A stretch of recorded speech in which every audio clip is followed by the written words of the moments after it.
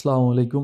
আমি আমার খামারকে মশা-মাছি মুক্ত রাখার জন্য কোন ওষুধটা ব্যবহার করে থাকি, সেটাই আজকে আপনাদের আমি দেখাবো।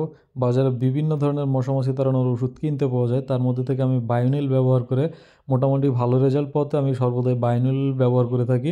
আ একটা খামারকে মশা-মাছি মুক্ত রাখা অতি গুরুত্বপূর্ণ এবং অতি জরুরি একটা বিষয়। কারণ খামারে যদি অধিক পরিমাণ মশা-মাছি লেগেই থাকে, তাহলে মশা-মাছি থেকে বিভিন্ন ধরনের ভাইরাস রোগের লক্ষণ দেখা দেয়, ভাইরাস রোগের সৃষ্টি হয়। তাই খামারে মশা-মাছি মুক্ত রাখা অতি গুরুত্বপূর্ণ বিষয়। যারা ডেইরি খামার করে থাকেন, যদি মশা-মাছি মুক্ত না রাখেন খামারটাকে, তাহলে দেখা গেছে বিভিন্ন সময় দুধ উৎপাদনে ব্যাঘাত ঘটে। কারণ একটা গরু যদি শান্তিমতো না থাকতে পারে, তাহলে এটা স্বাভাবিক পর্যায়ে দুধ উৎপাদন করবে না।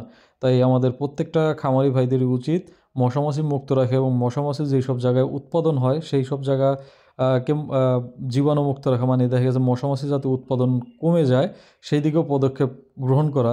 কারণ এই কাজটা করার জন্য আমি প্রত্যেক ১৫ দিন পর পরে আমি আমার খামারের আশেপাশে যেই সব জায়গায় পচা ময়লা আবর্জনা থাকে বা গোবর ফালানো হয়, সেই সব জায়গায় ব্লিচিং পাউডার ছিটিয়ে রাখি যাতে মশা-মাছি উৎপাদন কমে যায়। তাই আলহামদুলিল্লাহ আমার খামারে মশা-মাছি খুবই কম থাকে। পাশাপাশি প্রত্যেক ১৫ দিন পর পরে ব্লিচিং পাউডার ইউজ করি যেসব জায়গায় মশা-মাছির জন্ম নেয় সেই সব জায়গায় ময়লা আবর্জনা পচা জায়গায়। আর আমি প্রত্যেকদিন একবার গোসল করানোর পরে এই বায়োনিলটা ব্যবহার করি। তাই আলহামদুলিল্লাহ আমার খামার মশা-মাছি মুক্ত থাকে